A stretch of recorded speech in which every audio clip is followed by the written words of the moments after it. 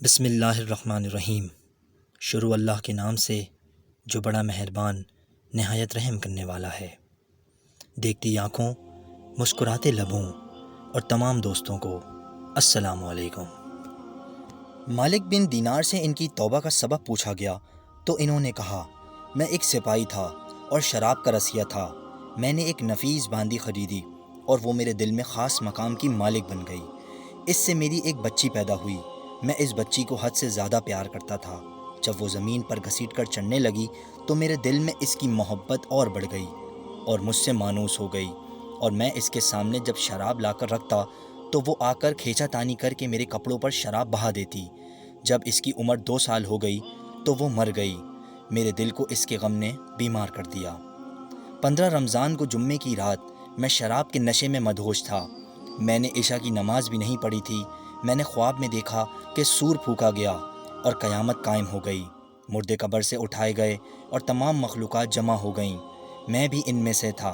میں نے اپنے پیچھے سے آہٹ سنی، مڑ کر دیکھا تو ایک بہت بڑا اژدہا، کالے رنگ کا، آنکھیں نیلی ہیں، منہ کھولے میری طرف دوڑ رہا ہے۔ خوف و دہشت کے مارے میں بھاگا۔ راستے میں ایک ستھرے لباس والے شخص کے پاس سے گزر ہوا۔ میں نے سلام کہا۔ اس نے جواب دیا۔ میں نے کہا، بابا مجھے اس اژدہے سے پناہ دو، تجھے اللہ تعالیٰ پناہ دے گا۔ وہ بوڑھا رونے لگا اور کہا، میں کمزور اور ضعیف ہوں اور یہ اژدہا زبردست ہے، میرے بس میں نہیں، آگے چلو اور بھاگو، شاید اللہ تعالیٰ تیری نجات کی کوئی صورت بنا دے۔ میں آگے بھاگنے لگا اور ایک بلند جگہ پر چڑھ گیا۔ ادھر سے میں نے جہنم کے طبقات کو جھانک کر دیکھا، اس کی ہولناکیاں دیکھیں۔ قریب تھا کہ اژدہے کے خوف سے میں اس میں گر جاتا۔ مجھے کسی نے آواز دے کر کہا، چلو یہاں سے، تم یہاں کے رہنے والے نہیں ہو۔ میں اس کی بات سے مطمئن ہو گیا اور وہاں سے واپس لوٹا تو اژدہا میرے پیچھے تھا۔ میں نے پھر اسی بوڑھے کے پاس آیا اور کہا، میں نے آپ سے درخواست کی تھی کہ اس اژدہے سے میری جان چھڑاؤ، آپ نے کچھ نہیں کیا۔ وہ بوڑھا پھر رونے لگا اور کہا، میں ناتواں ہوں، البتہ تم اس پہاڑ کے پاس جاؤ جہاں مسلمانوں کی امانتیں ہیں، اگر تمہاری بھی کوئی امانت ہو تو وہ تمہاری مدد کرے گی۔ میں نے دیکھا چاندنی کا ایک گول پہاڑ ہے اور اس میں جگہ جگہ سوراخ اور روشن دان ہیں اور پردے لٹکے ہوئے ہیں۔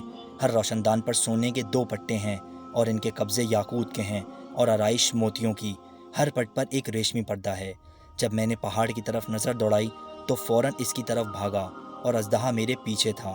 جب میں پہاڑ کے قریب پہنچا تو ایک فرشتے نے آواز دی، پردے ہٹاؤ، دروازے کھول دو اور سیدھے کھڑے ہو جاؤ، شاید اس حاجت مند کی یہاں کوئی امانت ہو جو اسے اس کے دشمن سے نجات دلا دے۔ میں نے دیکھا پردے ہٹ گئے اور دروازے کھل گئے اور ان روشن دانوں میں سے بہت سارے بچے میری طرف جھانکنے لگے۔ ان کے چہرے چاند کی مانند تھے۔ اژدہا بھی میرے نزدیک پہنچ چکا تھا۔ میں حیران رہ گیا۔ ان بچوں میں سے ایک نے چلا کر کہا، سب یہاں آ جاؤ، اس کا دشمن اس کے قریب آ گیا ہے۔ چنانچہ وہ جوک در جوک کھڑے ہو کر جھانکنے لگے۔ اچانک میری وہ بچی جو مر گئی تھی وہ بھی ان کے ساتھ جھانک رہی تھی۔ جب اس نے مجھے دیکھا تو رونے لگی اور کہا، ہائے یہ تو میرا باپ ہے۔ پھر اس نے نور کی جھرمٹ میں تیر کی تیزی کے ساتھ چھلانگ لگائی اور میرے سامنے آ کھڑی ہوئی۔ اس نے اپنا بایاں ہاتھ میری طرف بڑھا کر میرا دایاں ہاتھ پکڑ لیا اور اپنے دائیں ہاتھ کو اژدہے کی طرف بڑھا دیا تو وہ بھاگ گیا۔ پھر اس نے مجھے بٹھایا اور میری گود میں بیٹھ گئی اور اپنے دائیں ہاتھ سے میری داڑھی پکڑ کر کہا، اے بابا جان، کیا مومنوں کے لیے وہ وقت نہیں آیا کہ ان کے دل اللہ کے ذکر کے لیے جھک جائیں؟ میں رونے لگا اور کہا، اے بیٹی، تم لوگ قرآن کو جانتے ہو؟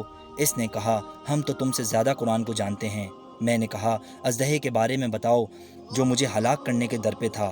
اس نے کہا، وہ تیرا برا عمل ہے جس کو تو نے طاقتور بنایا ہے اور وہ جہنم کی آگ میں ڈبونا چاہتا ہے۔ میں نے کہا، اس بوڑھے کے بارے میں بتاؤ جو راستے میں ملا۔ اس نے کہا، وہ تیرا نیک عمل ہے جسے تو نے اتنا کمزور کر دیا کہ اب وہ برے عمل کا مقابلہ نہیں کر سکتا۔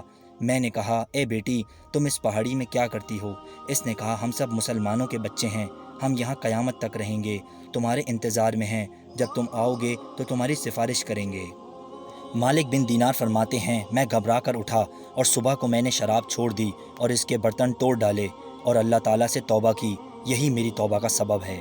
حاصل معلوم ہوا کہ اولاد اگر بچپن میں فوت ہو جائے تو مایوس نہیں ہونا چاہیے، بلکہ اللہ کی مرضی پر راضی رہنا چاہیے، کیونکہ یہی نابالغ اولاد آخرت میں کام آنے والی ہے، جیسا کہ اس واقعے سے سبق ملتا ہے۔ اللہ تعالیٰ ہم سب کو عمل کرنے کی توفیق عطا فرمائے، آمین یا رب العالمین۔ امید کرتا ہوں کہ آپ کو آج کی ویڈیو اچھی لگی ہوگی۔ اگر آپ کو ہماری ویڈیو اچھی لگی تو ویڈیو کو لائک کریں اور مزید اس طرح کی ویڈیو دیکھنے کے لیے ہمارا چینل سبسکرائب کریں۔ انشاءاللہ آپ سے ملاقات ہوتی ہے اگلی ویڈیو میں۔ تب تک کے لیے اللہ نگہبان۔